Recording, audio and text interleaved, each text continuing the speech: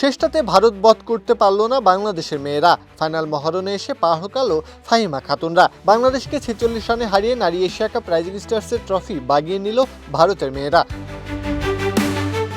এদিন টসে জিতে আগে ব্যাট করার সিদ্ধান্ত নেয় ভারত, তবে ফাইনালের প্রথম চালটা বাংলাদেশই জিতে নেয়। 44 রানের মধ্যেই ভারত হারায় 4 উইকেট। ম্যাচের লাগাম তখন ফাহিমা খাতুনদের হাতেই। তবে সুযোগের ফায়দা লুফে নিতে পারেনি বাংলাদেশ। পরের উইকেটের দেখা পেতে পেতে ভারতের স্কোরবোর্ডে চলে আসে 113 রান। তেজুল হাসবনিসের দৃঢ় 50 সুবাদে শেষমেশ 134 রানের সংগ্রহ তোলে ভারত। বল হাতে 4 ওভারে 25 রান দিয়ে 4 উইকেট বাগিয়ে নেন ফাহিমা খাতুন। বাংলাদেশকে এই রান চেস করতে হলে পাড়ি দিতে হতো কঠিন পথ। ভারতের শক্তিশালী বোলিং আক্রমণের বিপরীতে যা বেশ চ্যালেঞ্জিং। এত সব সমীকরণের বিপরীতে বাংলাদেশ খেয়ে হারিয়ে ফেলে শুরুতেই। 12 রানেই হারাতে হয় ওপেনার ইশমা তানজিমকে। শামিমা সুলতানা ফাটলে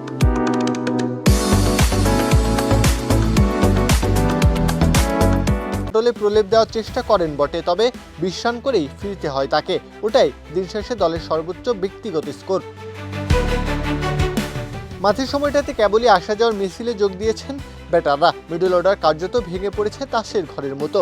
ফলাফল 88 রানে জবনিকা পতন ঘটে বাংলাদেশের ইনিংসের। ভারত ফাইনাল জিতে নেয় 46 রানের ব্যবধানে।